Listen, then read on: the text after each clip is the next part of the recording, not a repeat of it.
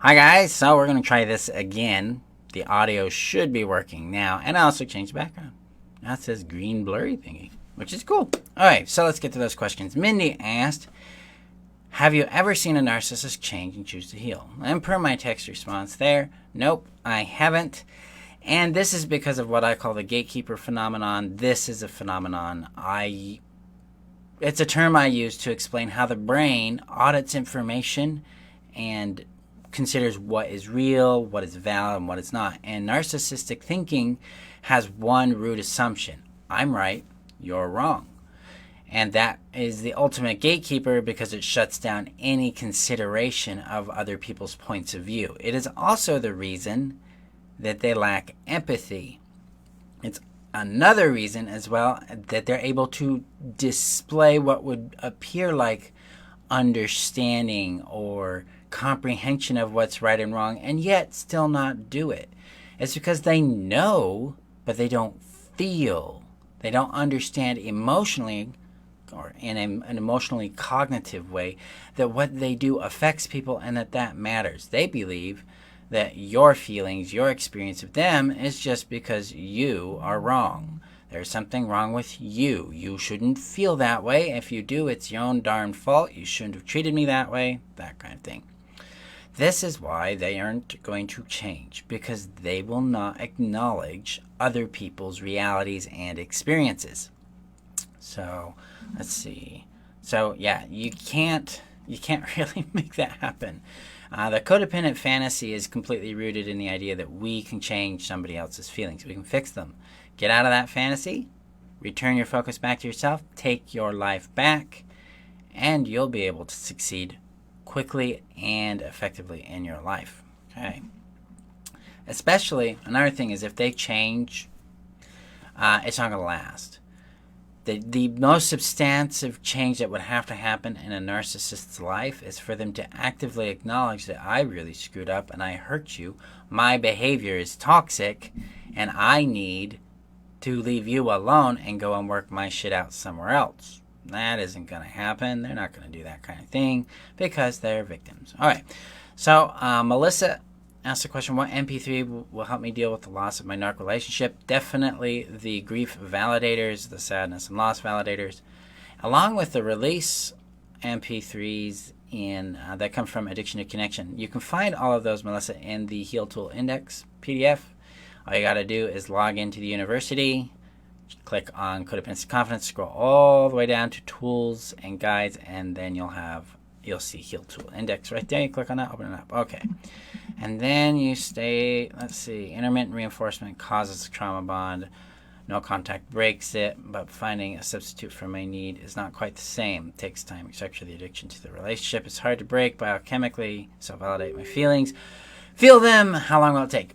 This typically takes a few months, 6 to 8 weeks to 12 weeks of consistent no contact and turning inward towards your emptiness, your loneliness, your shame, whatever might be there, and using the processes in Heal or using the processes in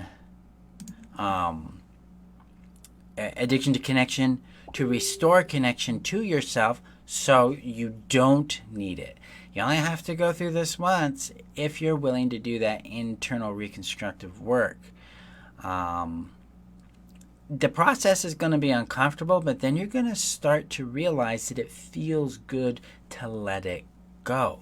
Life actually feels better outside the addictive relationship than it does inside. And one thing you really need to do is do the acknowledgement component of Addiction to Connection. So as you go through each week of Addiction to Connection, follow the process. It'll lead you through it, but give yourself the time to do this, okay? And there's several live Q&As that have been recorded and uploaded to the live Q&A vault in the membership where I talk with Michael about his journey out of the addiction and what he experiences, so you can get some relevant experience with that. You're going to miss the chaos. You're going to miss the lies because you miss the adrenaline. It's a chemical cocktail. But you're also going to stop missing it too a bit as you start to discover what real intimacy, real excitement, and real passion is in your life. So you're going to want to pay attention to those things as you grow. Give yourself a chance to expand beyond the addiction. All right. So, hi, Sarah. Hi, Christy. Okay. So Elizabeth asks, I'm still not sure if I'm addicted to my relationship. How can I be addicted to someone that I want to get out of? I don't know if my need is to actually please him. Why do I deep down keep seeking his approval? Seeking his approval when less deep down, I don't want any feedback from him. Because there is value, you believe there's value in his approval. See, this is the thing with codependency. They depend on us to regulate their emotions. We depend on them to regulate our value. So let that sink in for a minute. We depend on them to regulate our value. And approval is one of those regulators. Attention is another regulator. Love bombing is a regulator. And so what you need to do is start the approval process, the validation process in the HEAL course. That's going to get you deep into relating to the shame. It's likely unconscious or subconscious hidden shame that's running in the background. Get in there, root into that, and get into that approval. Now, the need for approval comes from neglect from our parents. So a lot of times people think they have an ideal or a healthy childhood. When they start to really explore it, they didn't. They did not have the experiences they deserve to have in the relationship, in their childhood, where they were seen and acknowledged and valued for who they are.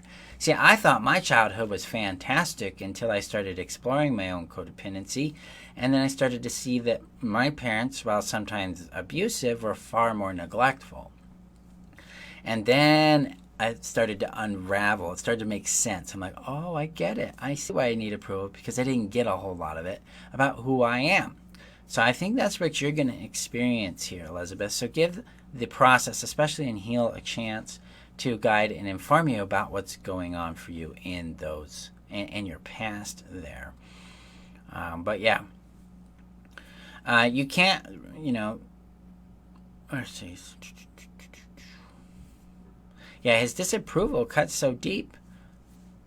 Well, number one, just because you know it doesn't mean it heals it. Knowing or understanding doesn't equal healing. That's one reason why standard therapeutic approaches don't work effectively, is because a lot of times therapy is based around Gestalt awareness. It's based around a massive understanding, and that's not what's going to happen in this. So they think understanding equals healing. It doesn't. It just equals more analysis. Real healing means an internal shift. So use the experience and HEAL those 12 weeks to guide you through that, so that you can get more in relationship to your value in you. If you want this, HEAL is going to guide you in releasing that shame and breaking free of that, so you can do that.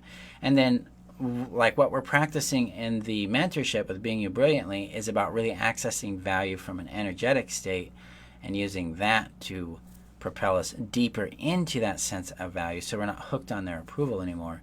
And we will also be using the processes you'll be going through in HEAL to help release any shame, fear, guilt, or fatigue that shows up in that. All right.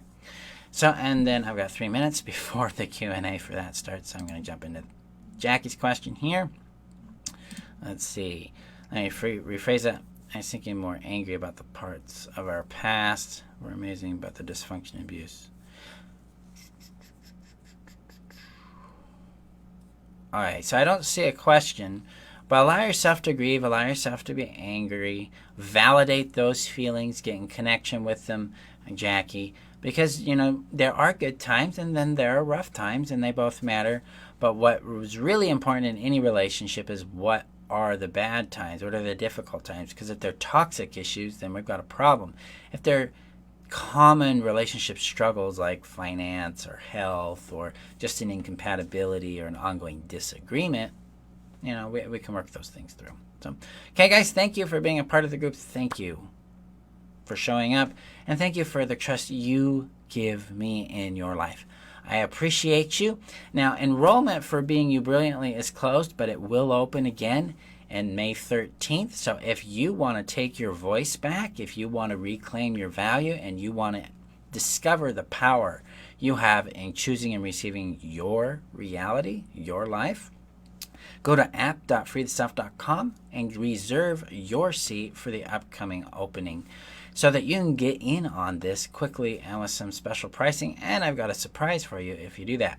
Now, if you also want the self-guided approach, you're ready to just take this on by yourself, jump into it, then get your membership to Codependency Confidence, because that contains Heal, Addiction to Connection, and Thrive Strategy, where you can transform your life rapidly and quickly under your own guidance, and then you can get weekly Q&A. So thank you guys for showing up. I appreciate you, and remember, you're worth knowing, you're worth loving, and you're worth keeping, and I'll see you guys in tomorrow's video.